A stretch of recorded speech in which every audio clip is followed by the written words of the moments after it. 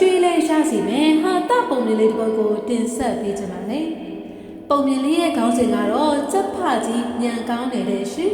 တခါလုံးကလေသမားကြီးတယောက်ဟာသူ့ရဲ့စက်ချက်ထဲမှာမျိုးပွားဖို့အတွက်ဆိုပြီးဈေးကနေတန်မာထွားချိုင်းတဲ့စက်ဖပြိုလေးတစ်ကောင်ကိုဝယ်လာခဲ့ပါတယ်စက်ဖပြိုလေးဟာခြံထဲရောက်အောင်ချင်းမှာပဲကျမတွေအလယ်မှာအခန့်အသန်းနေရာယူထားတဲ့စက်ဖအိုကြီးတစ်ကောင်ကိုတွေ့လိုက်ရှာတာပေါ့စက်ဖအိုကြီးကလည်းရည်ရင်ချင်းချင်းနဲ့ဟိတ်ကောင်လေးကြိုးဆိုပါလေကွာဆိုပြီးစီးပြီးနှုတ်ဆက်ရှာပါတယ်ဒါပေမဲ့မာနကြီးတဲ့စက်ဖပြိုလေးကတော့အိုမင်းနေတဲ့စက်ဖကြီးကိုအဖက်မတန်တယ်လို့ကြည့်ပြီးကနေနှာခေါင်းရှုံလိုက်တယ်လေအဲ့ဒီမှာစက်ဖကြီးကလေးတန်အေးအေးလေးနဲ့ပြောတယ်ကောင်းလေဒီချက်ထဲမှာကျမ25ကောင်ရှိတယ်ငါကောင်းကိုလာတော့သူတို့ကိုတင်ချာမဆောက်ရှောက်နိုင်တော့ဘူးဒါကြောင့်လေသမားကြီးကမင်းကိုဝယ်လာတာပဲငါ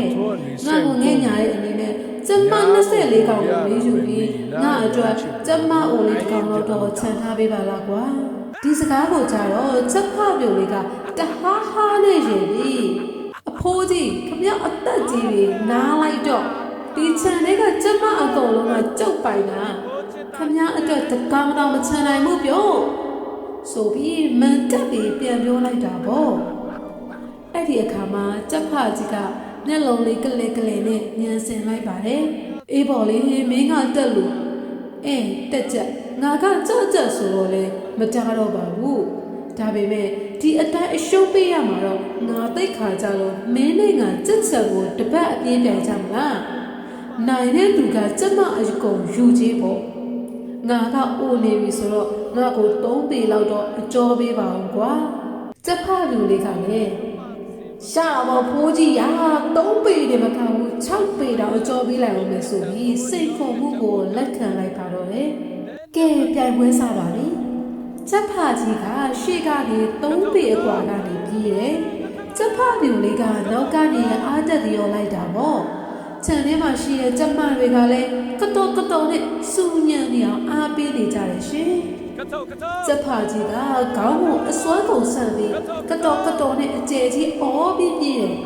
ချက်ဖပြိုလေးကလည်းမန်ဖီပြီးချက်ဖကြီးရဲ့နောက်ပိုင်းကိုအမိလိုက်နေရပေါ့ကြည်ရတာတော့ချက်ဖပြိုလေးကချက်ဖကြီးကိုအတင်းမိတ်လိုက်နေတဲ့ပုံစံကြီးဖြစ်နေတာပေါ့လေအဲ့ဒီအချိန်မှာပဲအိမ်မော်ကနေကြည့်နေတယ်လေသမားကြီးဟာတောက်ကနေခောက်လိုက်ပြီးလေးခွားနဲ့လှမ်းပစ်လိုက်တာတော့တယ်လောက်စလုံးကချက်ဖပြိုလေးရဲ့ခေါင်းကိုတက်မှန်ပြီးနေရာမှာတင်သေသွားရှာပါတယ်လေသမားကြီးကသေသွားရှာတဲ့ချက်ဖပြိုလေးကိုကောက်ယူရင်စိတ်ပြက်လက်ပြက်နဲ့ဒီလိုပြောလိုက်ပါတဲ့အထီးအချင်းချင်းလိုက်နေတဲ့စောက်အချောက်ချက်တွေဝင်ပြီးဒီတကောင်လေးဆို6ကောင်ရှိပြီဒီနေ့ညနေလဲစက်သားရင်းပဲစားရတော့မှာပဲကဲပြိတ္တတို့ပုံမြင်လေးကတော့ဒါပါပဲရှင်ချက်ဖပြိုလေးကခွန်အားကြီးပေမဲ့ချက်ဖအိုကြီးရဲ့အကွက်ကိုမမြင်ခဲ့ရှာဘူးချက်ဖကြီးကလေသမားကြီးဘာကိုမကြိုက်ဘူးဆိုတာသိနေတော့သူ့အသက်မခံရအောင်ညှဉ်းဆင်လိုက်တာပေါ့ဘဝမှာခွန်အားရှိရုံနဲ့မပြီးပါဘူးပါနဲ့တဲ့အသိဉာဏ်ရှိဖို့လည်းလိုအပ်ပါတယ်ဆိုတာဒီပုံမြင်လေးကပြသနေပါတယ်ပုံမြင်လေးကိုသဘောကျရင် like and share လုပ်ပေးပါဦးနောက်ထပ်ဟာတာပုံမြင်လေးနားဆင်ဖို့ပုံမြင်ရွှေအိုးကို subscribe လုပ်ထားပါဦးနော်အားလုံးနဲ့ပျော်ရွှင်ချမ်းမြေ့ကြပါစေကျေးဇူးတင်ပါတယ်ရှင်